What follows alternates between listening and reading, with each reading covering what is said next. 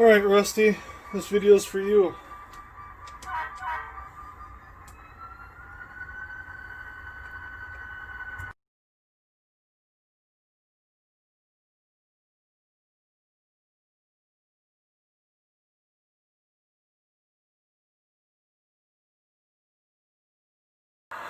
Alright, so the name of the game is to switch out the entire intermodal yard.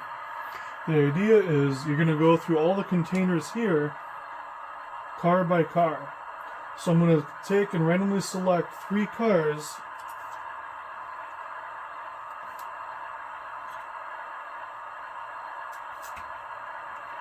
to change out the containers on. Now I can change out the containers in any way that suits that car, as long as it doesn't conflict with any car next to it. So for instance, if this was a short car, I would not be able to have two long containers next to it. But basically every car here doesn't have any issues. And of course you cannot double stack on the single level cars here. So the point of this is, during an operating session, you have to have enough intermodal come through here to empty out the yard. When you pull the containers out of the car, they go off to the side. When the session is over, they all go back here in the yard.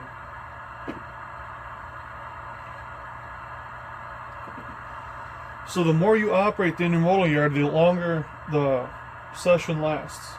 Now you can do single stacks, you can do double stacks where appropriate, you can leave cars empty if you like, but all depends on how fast you want to go through this. Now, I'm doing this over time, obviously. I'm not doing this over an entire night, over an entire day. I'm doing this a little bit at a time. We're going to go through, I'm going to be using this Proto Throttle and this Tier 4 Gevo, and we're going to switch out the intermodal yard. So I got to put some containers in these guys, and we're going to try to burn through this kind of quick. As you can see, I have a lot of 45s and a lot of 53s left, not so many 20 footers, and not too many 40 footers.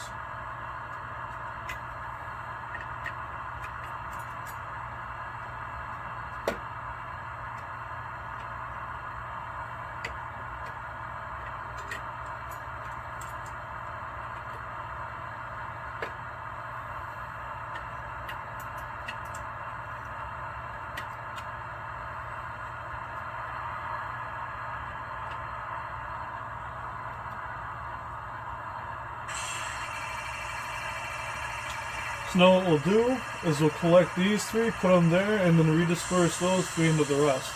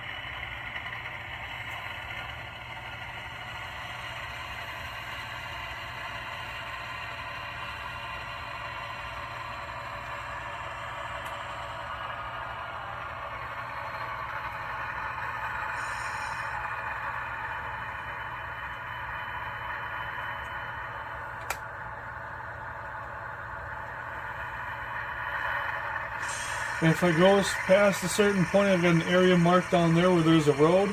If I reach a car length of that road, I need to apply the bell and the horn.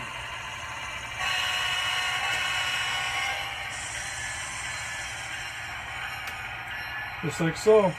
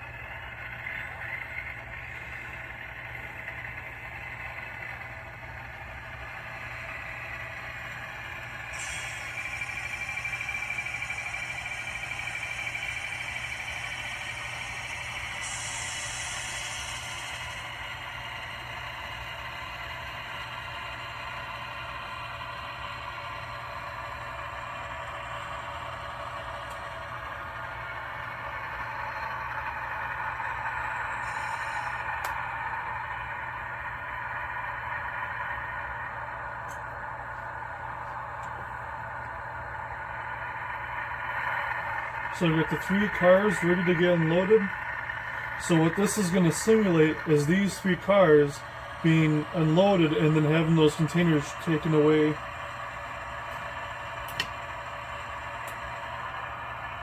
by truck.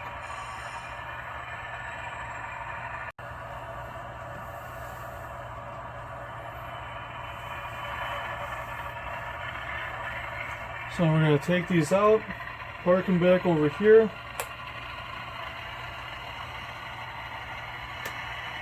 And unload at our facility.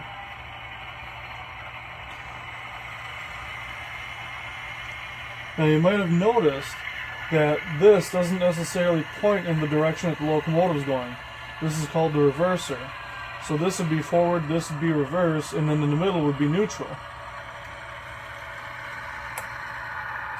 You got your throttle here with 8 detents and your brake. And your selections for the brake are on and emergency. It'll completely stop that train like that. This here is just applied until whatever settings you have it set on. And if you hit emergency like I did, you need to completely unapply the brakes before you can apply it again. So now we've got those there. We're going to remove the stickers, put them on the next cars.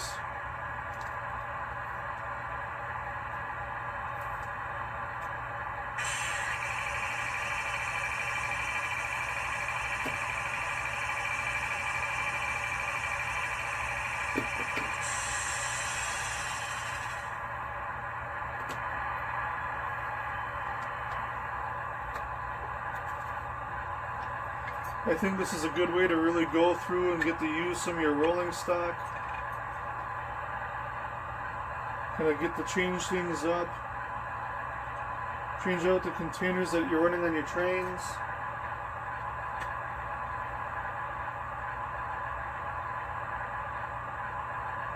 One big thing to remember though is you actually have to pay attention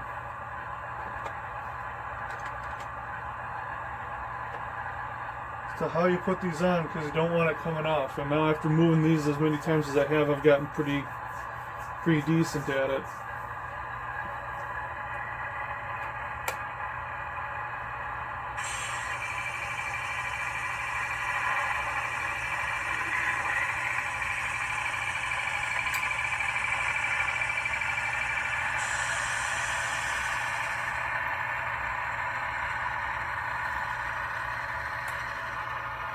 Of course, the locomotive is programmed with the maximum momentum, so it's coasting, and then you apply the brakes to stop it. That's the whole premise behind the proto throttle, is realistic operation. You can program in less momentum, more braking, less momentum, however you want to do it.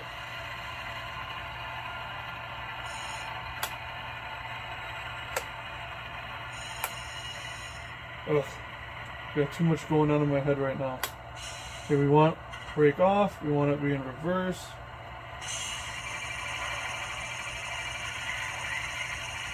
To uncouple our cars ahead of time, so we just have to scoop in and pick it up.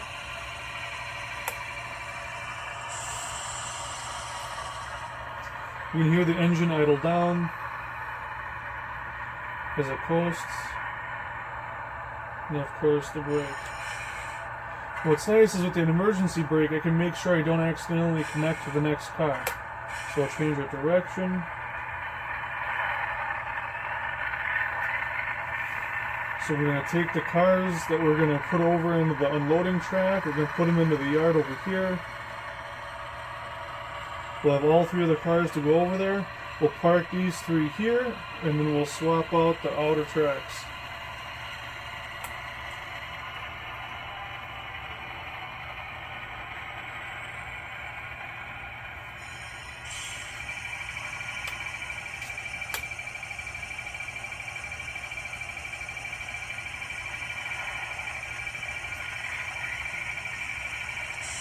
It's not the most efficient way to switch, but I try to change things up, keep it fun, keep it interesting.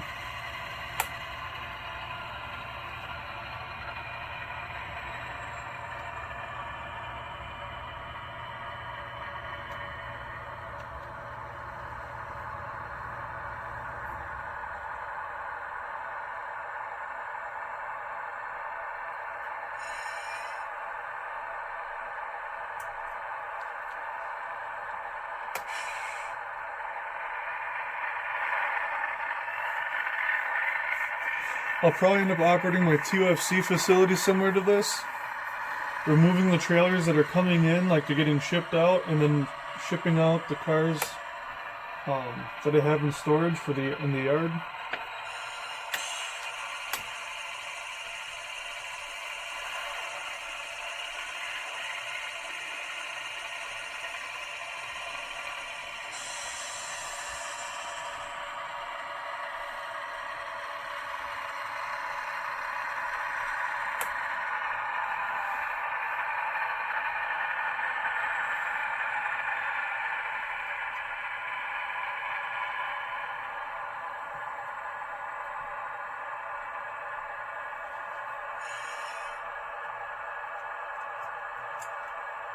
Now you could do this with JMRI.